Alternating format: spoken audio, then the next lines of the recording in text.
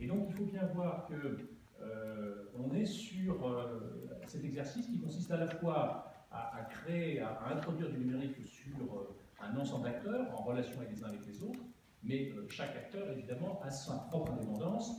Nous ne sommes pas, non seulement nous ne sommes pas un établissement de santé, le système de santé, mais ce n'est pas un seul organisme.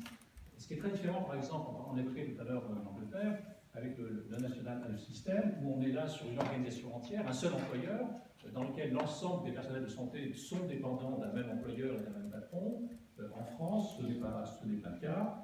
Comme dans tous les systèmes smartiens, les acteurs de santé sont indépendants juridiquement les uns des autres, et l'intervention qui précède montre bien que certains sont encore plus indépendants que d'autres. Il faut bien avoir ça en tête. On ne va pas aborder l'informatisation du système de santé comme on informatiserait l'informatisation d'une grande entreprise, fût-ce une très grande entreprise.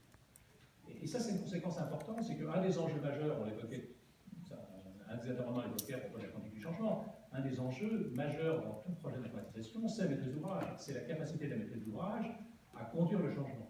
Et nous sommes confrontés à un ensemble de circonstances dans lesquelles, j'en vois que dans un établissement de santé, ce n'est pas très facile pour les responsables de l'établissement d'être le maître d'ouvrage du projet d'informatisation, mais on voit bien que dans le système de santé, il y a un certain nombre de projets qui n'ont même pas de maître d'ouvrage.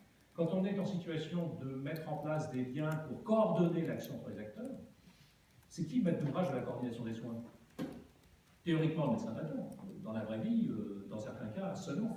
Bon. Donc il faut bien prendre en compte ces difficultés. Ça ne veut pas dire qu'il ne faut pas le faire, mais il faut bien le mesurer cet élément. Le troisième élément, c'est qu'évidemment, les dimensions organisationnelles absolument majeures, je vais insister là-dessus, ça a déjà été évoqué.